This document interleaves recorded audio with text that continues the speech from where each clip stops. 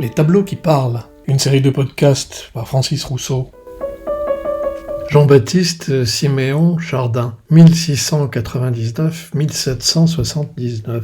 La tabagie, aussi appelée pipe et vase à boire, 1740. Huile sur toile, 32 cm sur 40, Musée du Louvre, Paris. Un nécessaire du fumeur et un nécessaire à boire, appelé vase à boire par Chardin, et que l'on nomme plus volontiers aujourd'hui timbale, sont mêlés sans raison apparente sur cette toile et constituent un pêle-mêle d'objets, saisis comme au hasard par le pinceau du peintre. Cet aspect improvisé cache très bien une composition extrêmement pensée et un parfait regroupement d'objets qui donne une impression de naturel, voire même d'improvisation, alors que c'est tout le contraire. En réalité, la disposition de ces objets ne laisse rien au hasard.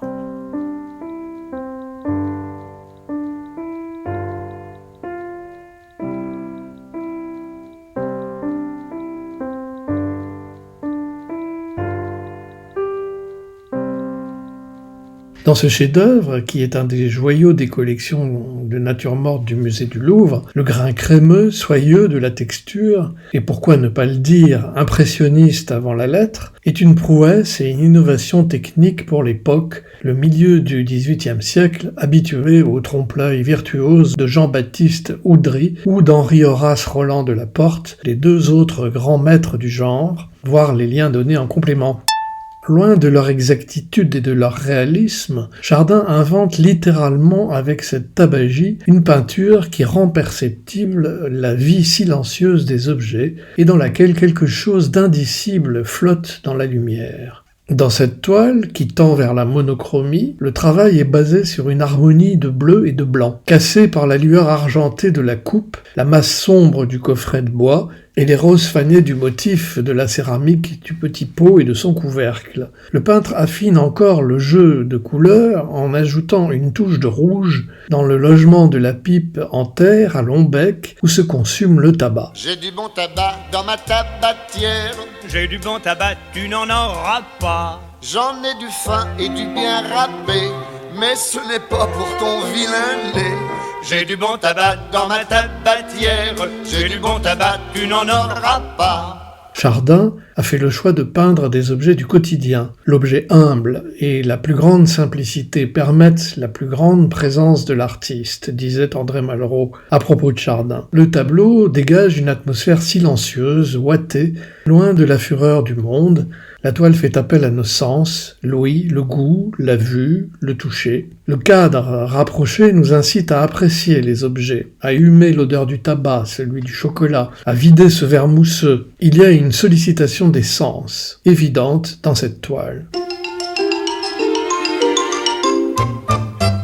Cet ensemble d'objets nous renvoie à un univers masculin. Tabac et boissons s'inscrivent à l'époque plus nettement encore qu'aujourd'hui dans la vie quotidienne, dans la sphère de l'intime et l'espace de détente de tout homme du XVIIIe siècle. Un coffret, un pichet, une tasse avec son couvercle, un gobelet en métal, une pipe peu ordinaire, un verre rempli de mousse sur la gauche, une fiole ou une petite bouteille, une autre pipe à gauche.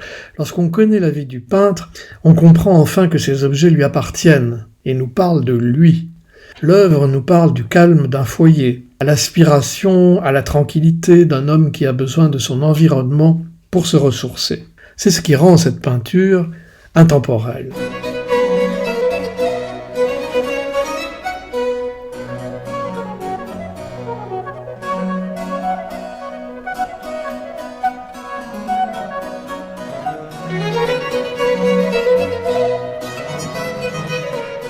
La tabagie est sans doute l'une des plus belles natures mortes de Chardin, une sorte d'aboutissement dans l'œuvre d'un peintre qui enchaîna pourtant les toiles sublimes.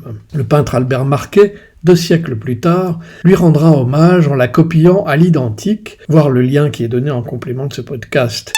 Qui voudra jouer au jeu des 7 erreurs pourra alors s'amuser à relever des différences sensibles dans les couleurs et dans les formes des objets entre l'original de Chardin et la copie de Marquet, avec une sorte de paroxysme, si on peut dire, dans le pot à eau central, à anse, dont la forme est radicalement différente chez Marquet.